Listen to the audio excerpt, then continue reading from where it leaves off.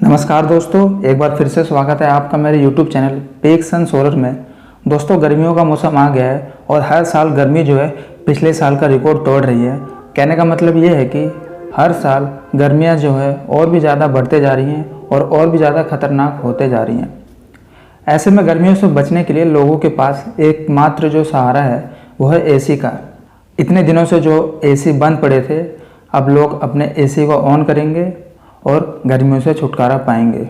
AC चलाने के बाद जो बिजली का बिल आता है उसे देखकर लोगों के होश उड़ जाते हैं, जिसकी वजह से अगर किसी को AC 10 घंटे चलाना होता है तो वो 5 ही घंटे चलाते हैं। दोस्तों, चिंता करने वाली कोई बात नहीं है। आज की वीडियो में मैं आपको इसी प्रॉब्लम का सॉल्यूशन दूंगा। बस उसके लिए आपको क्या करना होगा, इस वीडियो को एंड तक देखना होगा और इस चैनल को सब्सक्राइब करना होगा। अगर आपने चैनल को सब्सक्राइब नहीं किया है तो इसलिए सब्सक्राइब ज़रूर कर देना, और अगर वीडियो अच्छी लगे तो इसे लाइक और शेयर भी कर देना, और अच्छी नहीं लगे तो मत करना, आपकी इच्छा है। दोस्तों, अगर आप अपने घर पे AC लगवाने की सोच रहे हैं या आपके घर पे AC लगा हुआ है लेकिन बिजली के बिल से आपकी नींद उड़ जाती है, तो आप अपने घर पे सोलर सिस्टम लगवा सकते हैं। जी हाँ दोस्तों, सोलर सिस्टम लगवाने के बाद आपका AC जो है सोलर पे रन करेगा और जिसकी वजह से जो आपका बिल आ रहा था वो बिल आपका 0 हो जाएगा। अब क्वेश्चन आता है कि हम सोलर लगवाएं कितना। तो दोस्तों, जब कभी भी हम सोलर लगवाएंगे तो सबसे पहले हमें अपना लोड देखना होता है कि हमारा लोड कितना है, और लोड के अकॉर्डिंग हम अपना सोलर सिस्टम लगवाते हैं। तो इसलिए आपको सबसे पहले अपना AC का लोड देखना होगा कि हम अपने AC से कितना लोड चलाएंगे और उसके अकॉर्डिंग हम उसके ऊपर सोलर सिस्टम लगवाएंगे। दोस्तों, आज की वीडियो में हम AC के बारे में डिटेल में नहीं जानेंगे, लेकिन कुछ ऐसी बातें हैं जो हर किसी को AC के बारे में पता होनी चाहिए। तो उन्हीं बातों को आज की वीडियो में हम देखेंगे।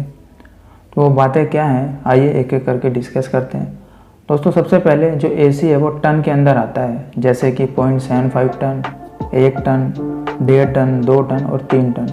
AC जितना ज़्यादा टन का होगा वो उतनी ज़्यादा कूलिंग करेगा और उतनी ज़्यादा इलेक्ट्रिसिटी लेगा।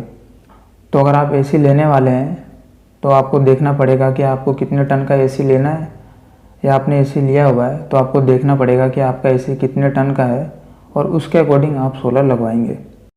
दोस्तों, AC जो है मेनली 2 तरीके के होते हैं, एक होता है इन्वर्टर AC और एक होता है नॉन इन्वर्टर AC। इनके अलावा भी मार्केट में एक और AC अवेलेबल है जो है सोलर AC। दोस्तों, जो सोलर AC होता है वो इन्वर्टर AC और नॉन इन्वर्टर AC से भी कम इलेक्ट्रिसिटी कंज्यूम करता है, लेकिन आज की वीडियो में हम सोलर AC के बारे में बात नहीं करेंगे। अगर आपको सोलर AC के बारे में और भी जानना है तो नीचे कमेंट बॉक्स में कमेंट करिए, मैं इसके ऊपर एक अलग से डेडिकेटेड वीडियो बना दूंगा। अब हम देख लेते हैं कि इन्वर्टर AC और नॉन इन्वर्टर AC में क्या डिफरेंस होता है। दोस्तों, जो नॉन इन्वर्टर AC होता है उसके अंदर जो कंप्रेसर लगा होता है वो कांस्टेंट स्पीड से चलता रहता है, लेकिन जो इन्वर्टर AC होता है उसके अंदर जो कंप्रेसर लगा होता है वो कांस्टेंट स्पीड से नहीं चलता है, वो कम ज़्यादा होता रहता है। अब एक एग्जाम्पल से समझते हैं। मान लीजिए आपके पास नॉन इन्वर्टर AC लगा हुआ है और आपने उसका टेम्परेचर 24 डिग्री सेल्सियस पर सेट कर दिया है। तो उसका कंप्रेसर क्या करेगा, अपनी पूरी पावर यूज़ करेगा कि रूम का टेम्परेचर जो है 24 डिग्री सेल्सियस हो जाए, और जैसे ही रूम का टेम्परेचर 24 डिग्री सेल्सियस होगा वैसे ही कंप्रेसर जो है ऑफ हो जाएगा। फिर जैसे ही रूम का टेम्परेचर 24 डिग्री सेल्सियस से नीचे जाएगा, कंप्रेसर फिर से ऑन होगा और ये ऐसा ही बार बार करेगा। तो दोस्तों, बार बार ऑन ऑफ होने से कंप्रेसर पे ज़्यादा लोड पड़ता है और वो ज़्यादा इलेक्ट्रिसिटी कंज्यूम करता है, तो जिसकी वजह से जो नॉन इन्वर्टर AC होता है उसका बिल जो है वो ज़्यादा आता है। उसी जगह मान लीजिए आपने इन्वर्टर AC लगा रखा है और उसका टेम्परेचर 24 डिग्री सेल्सियस पे सेट कर दिया है, तो उस केस में क्या होगा, कंप्रेसर जो है अपनी पूरी पावर यूज़ करेगा कि रूम का टेम्परेचर 24 डिग्री सेल्सियस हो जाए, और जैसे ही रूम का टेम्परेचर 24 डिग्री सेल्सियस होगा, तो पिछले केस में आपने क्या देखा था नॉन इन्वर्टर AC वाले में, ये कंप्रेसर जो है ऑफ हो जाता है, लेकिन जो इन्वर्टर AC होता है उसका कंप्रेसर ऑफ नहीं होगा।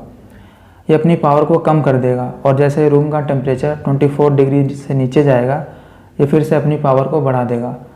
तो नॉन इन्वर्टर AC में बार बार ऑन ऑफ होता था और इन्वर्टर AC में ये ऑफ नहीं होता है, अपनी पावर को कम कर लेता है और जो जैसे ही ज़रूरत पड़ती है वैसे ही बढ़ा लेता है। तो जिसकी वजह से इन्वर्टर AC जो है वो कम इलेक्ट्रिसिटी कंज्यूम करता है। दोस्तों, यहाँ पे एक ध्यान देने वाली बात यह है कि कोई भी AC कितना इलेक्ट्रिसिटी कंज्यूम करेगा कुछ बातों पे डिपेंड करता है, जैसे कि रूम का साइज़ कितना है, रूम का टेम्परेचर कितना रहता है, रूम के अंदर खिड़कियाँ और दरवाजे कितने हैं, रूम के ऊपर डायरेक्ट सनलाइट तो नहीं आती, या उसकी दीवारों पर डायरेक्ट सनलाइट तो नहीं आती। ये सब बातें डिपेंड करती हैं कि एसी कितना इलेक्ट्रिसिटी कंज्यूम करेगा। मैं आपसे बात कर रहा था इन्वर्टर और नॉन इन्वर्टर एसी के बारे में, तो आइए चलते हैं अपने उसी टॉपिक पे। जैसा कि मैंने आपको बताया, जो इन्वर्टर एसी होता है उसका कंप्रेसर जो है बंद नहीं होता, ऑफ नहीं होता, वो अपने को बस कम कर लेता है, तो जिसकी वजह से उसका बिल जो है कम आता है। और जो नॉन इन्वर्टर एसी होता है उसका कंप्रेसर जो है ऑन ऑफ होता है, जिसकी वजह से वो ज़्यादा इलेक्ट्रिसिटी कंज्यूम करता है। तो दोस्तों इसका मतलब ये नहीं है कि हमेशा जो है इन्वर्टर एसी जो है कम इलेक्ट्रिसिटी कंज्यूम करेगा। बहुत सारे ऐसे कंडीशन होते हैं जिसके अंदर इन्वर्टर एसी जो है वो नॉर्मल एसी से ज़्यादा इलेक्ट्रिसिटी कंज्यूम करता है। वो कंडीशन क्या हो सकते हैं? मान लीजिए आपका रूम का टेम्परेचर जो है बहुत ज़्यादा रहता है, या वो डायरेक्ट सनलाइट में रहता है तो वो ज़्यादा हीट होगा। या मान लीजिए जिस रूम में आपने इन्वर्टर एसी लगा रखा है उसके साथ में एक और रूम है और दोनों के बीच में आपने पर्दा लगा रखा है, या आप रूम को जब क्लोज कर देते हैं उसके बाद भी उसके अंदर से गैस निकलने की या हवा निकलने की जगह होती है। कुछ ऐसी कंडीशंस हैं जिसके अंदर अगर आपने एसी लगाया, वो भी इन्वर्टर एसी, तो आपका जो है बिल कम आने की जगह और ज़्यादा आएगा। तो इसलिए आप हमेशा ध्यान रखना इन बातों का। कहीं आप इन्वर्टर एसी लगा लें उसके बाद मुझे बोलें कि मैंने बताया था इन्वर्टर एसी का बिल कम आता है, फिर भी आपका बिल ज़्यादा आ रहा है, तो आपको ऐसा नहीं करना। आप पहले गूगल वगैरह पे, यूट्यूब वगैरह पे अच्छे से रिसर्च कर सकते हैं कि आपके लिए कौन सा एसी ज़्यादा बेटर रहेगा। दोस्तों आज की वीडियो में मैं ज़्यादा एसी के बारे में बात नहीं करूँगा, क्योंकि हमारा टॉपिक भी ये नहीं है। हमारा टॉपिक ये था कि एसी चलाने के बाद बिजली का जो बिल है वो ज़ीरो कैसे होगा। जैसा कि मैंने आपको बताया कि आप सोलर लगवा के बिजली का बिल ज़ीरो कर सकते हैं। तो बात आई थी कि सोलर लगवाए कितना, तो हम थोड़ा सा एग्जाम्पल समझते हैं जिसकी मदद से आपको अंदाज़ा लग जाएगा कि आपको कितना किलोवाट का सोलर लगवाना है। मान लीजिए हमारे पास 1.5 टन के 2 एसी है। एक एसी जो है नॉन इन्वर्टर एसी है, दूसरा जो है इन्वर्टर एसी है। तो 1.5 टन का नॉन इन्वर्टर एसी होगा वो आपका 2700 वाट तक की इलेक्ट्रिसिटी कंज्यूम करेगा, और जो 1.5 टन का इन्वर्टर एसी होगा वो 1500 से 1800 वाट तक की इलेक्ट्रिसिटी कंज्यूम करेगा।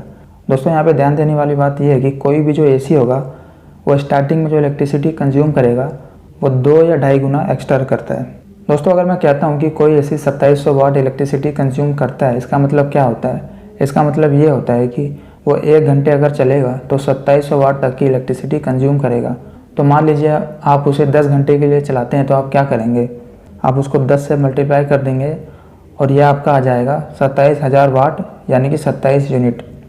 उसी तरह जो इन्वर्टर एसी है वो 1 घंटा चलता है तो 1500 से 1800 वाट तक की इलेक्ट्रिसिटी कंज्यूम करता है। हम मान लेते हैं 1800 वाट इलेक्ट्रिसिटी कंज्यूम करता है 1 घंटे में। तो 10 घंटे में कितना करेगा? हम 1800 को 10 से मल्टीप्लाई कर देंगे तो यह आपका आ जाएगा 18,000 वाट, यानी कि 18 यूनिट। तो दोस्तों हमने यहाँ पे तो निकाल लिया कि अगर हमारे एसी 10 घंटे चलेंगे, चाहे वो इन्वर्टर एसी हो चाहे वो नॉन इन्वर्टर एसी हो, तो वो कितना यूनिट बिजली लेगा। अब हम इस यूनिट से निकालेंगे कि हमें कितना सोलर लगाना है। तो जो हमारा नॉन इन्वर्टर एसी आया था उसकी जो हमारी यूनिट आई थी वो आई थी 27 यूनिट। अगर हम 1 किलोवाट का सोलर सिस्टम लगाते हैं तो वो हमें 4 यूनिट बिजली बना के देगा। अगर हम 7 किलोवाट का सोलर सिस्टम लगाएंगे तो वो हमें 28 यूनिट बिजली बना के देगा। और नॉन इन्वर्टर एसी के केस में आपने देखा था, अगर हम उसको 10 घंटे चलाते हैं तो हमें 27 यूनिट बिजली की आवश्यकता थी, और हमें जो सोलर है वो 28 यूनिट बिजली बना के दे रहा है। तो इसका मतलब ये है कि अगर हम नॉन इन्वर्टर एसी लगाते हैं 1.5 टन का, जो अगर 27 यूनिट बिजली ले रहा है, तो उस केस में हमें 7 किलोवाट का सोलर सिस्टम लगवाना पड़ेगा। अब हम इन्वर्टर एसी का देखेंगे कि हमें कितना सोलर उसके ऊपर लगवाना पड़ेगा।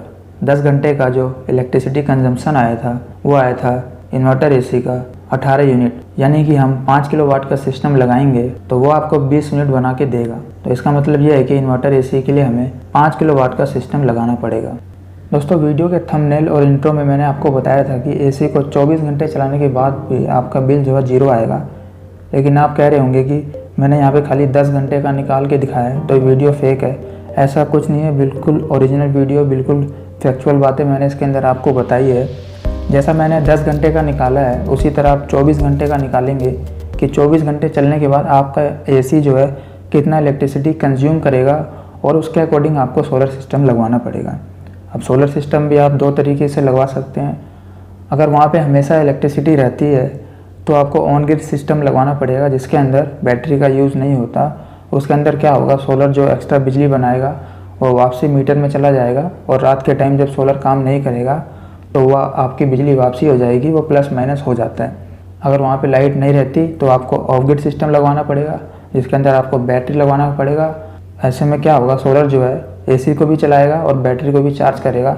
और जब रात के टाइम बिजली नहीं होगी, सोलर काम नहीं करेगा, तो उस केस में क्या होगा, आपका एसी जो है आपके बैटरी से पावर लेगा। तो ऐसा बिल्कुल मत समझना कि वीडियो जो है फेक थी। आप 24 घंटा तो चला सकते हैं एसी को, लेकिन उसके लिए आपको बहुत ज़्यादा सोलर लगवाना पड़ेगा, बहुत ज़्यादा इन्वेस्टमेंट करनी पड़ेगी, जो कि हर किसी के लिए पॉसिबल नहीं है। और वैसे भी दोस्तों मुझे नहीं लगता कोई 24 घंटा एसी जो है चलाता है। तो दोस्तों इस वीडियो को यहीं पे ख़त्म करते हैं। आई होप आपको ये टॉपिक अच्छे से क्लियर हो गया कि एसी अगर आपको चलाना है तो कितना सोलर आपको लगवाना पड़ेगा। इस वीडियो को आपने एंड तक देखा, इसके लिए आपका बहुत बहुत धन्यवाद। अगर चैनल को सब्सक्राइब नहीं किया है तो उसको सब्सक्राइब जरूर कर देना, क्योंकि मैं आपके लिए और भी ऐसी वीडियो सोलर से रिलेटेड इस चैनल पर लाता रहता हूँ।